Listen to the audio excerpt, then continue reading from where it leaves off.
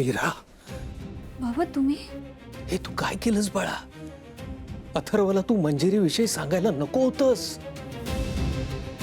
तुझ्यावर कोणी विश्वास नाही ठेवणार. पण बाबा मी आधी तिचं गुड काय आहे ते आपण समजून घ्यायला हवं. बाबा तिचं जे काही आहे ना ते त्या आउट हाऊस मध्ये ती तिथूनच सगळं करते, मला खात्री आहे.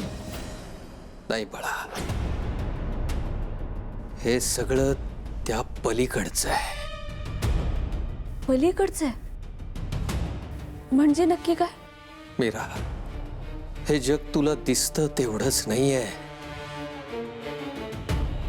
अफाट शक्यता आहेत या जगाच्या.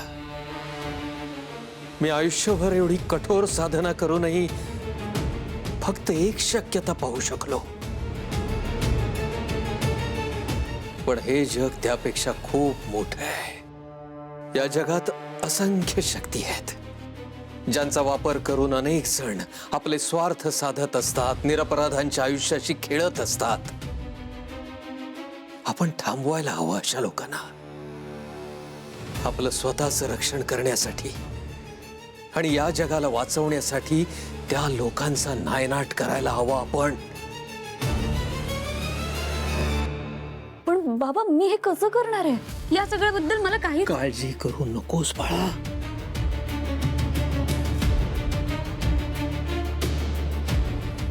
प्रत्येक माणूस या जगात एक विशिष्ट कार्य करण्यासाठी जन्माला येतो. तुझी निवड या कार्यासाठी झाली असं समज. मंजिरी, तुला कसं कळलं नाही? कसं कळलं नाही तुला? तुला तेव्हाच कळायला हवं होतं जेव्हा त्या दिवशी शिवनाथ गुहेतून गायब झाला होता आणि अचानक अचानक काही दिवसानंतर माया या घरात आली होती. आणि घरात आल्यानंतर त्या मायाचं वागणंही वेगळं होतं. त्या दिवशी पण जेव्हा मीराच्या हातावरती चहा सांडला तेव्हा सांभाळून राहत सगळं असं माया मीराला कसं म्हणू शकते? ती तर तिच्या जीवावर उठली होती.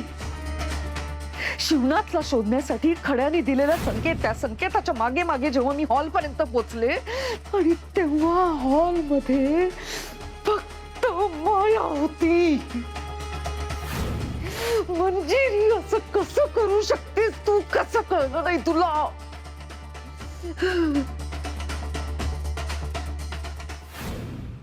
आणि ही निवड योगायोगाने झालेली नाही. नियतीचा आदेश आहे तो. हे जग आपल्याला वाटतं त्यापेक्षा कितीतरी व्यापक आहे. आणि सत्याच्या बाजूने खंबीरपणे लढण्यासाठीच तुझी निवड झालेली आहे बाळा.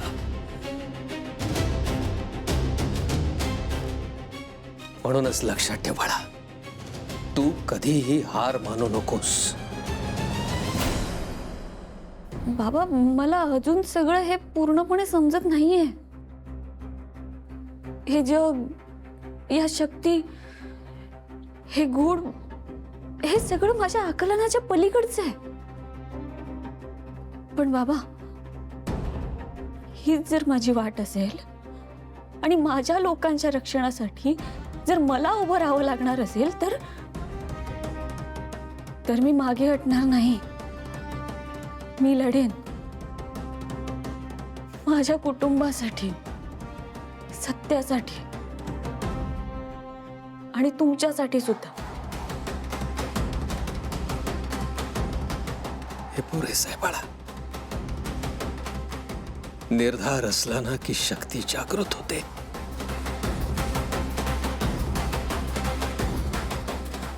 आणि बाबा, वेदाला आणि दादासाहेबांना त्याच जागेची स्वप्न पडतात.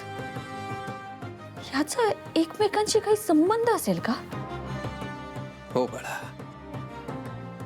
स्वप्न ही नेहमीच मनाची निर्मिती नसतात. कधी कधी ती संकेतही देत असतात. पण बाबा, किती दिवस फक्त संकेत येत राहतील? आपल्याला खरं कधी कळणार आहे? आज.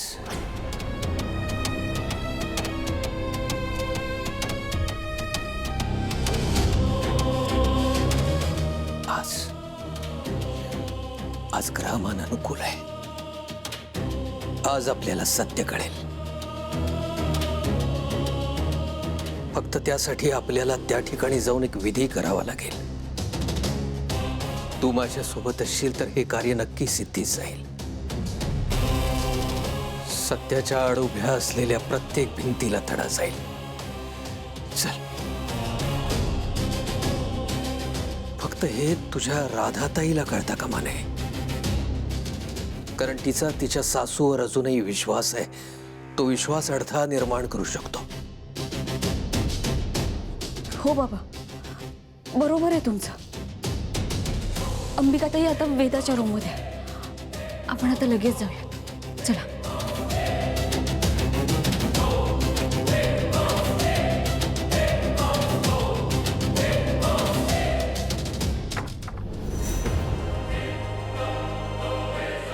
मीरा, तुला काहीच वाटत नाही का ग? ताई, आता काय केलंय मी? वेड घेऊन पेडगावला जाऊ नकोस हं, मीरा. तू काय केलंस हे तुलाही चांगलंच माहितीये. आईंबद्दल तुझ्या मनातला द्वेष इतका वाढत चाललाय ना की तू काय वागतेस तुझं तुलाही कळत नाही.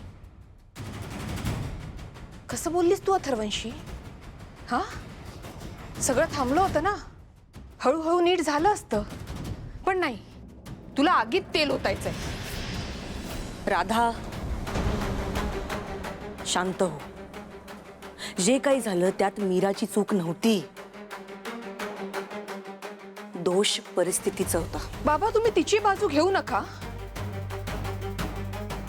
आता तुम्ही या घरात आहे म्हटल्यावर काय चूक आहे काय बरोबर आहे हे समजवायला हवं. तुम्ही तिला पाठीशी घालताय. आणि अजून एक महत्वाची गोष्ट, तुम्ही त्या अडगळीच्या खोलीत का गेला होता? काय प्लॅनिंग सुरू आहे तुमच्या दोघांचं? हा, सांगा. माझ्यापासून काही लपवू नका. आत्ता सांगा मला, आत्ता.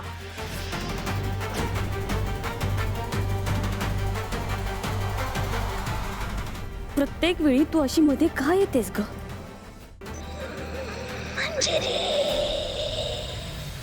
घटका आलीये. आपल्याला आत्ताच तो अग्निविधी पूर्ण करावा लागेल, कारण पुढे खूप मोठा संकट आपल्या समोर येताना मला दिसतंय. उशीर करू नकोस मंजिरी. आत्ताच्या आत्ता इथे ये. लवकर लवकर ये. नाही मार्जरी, आता उशीर करून चालणार नाही, कारण शिवणाचा काळ जवळ आलाय.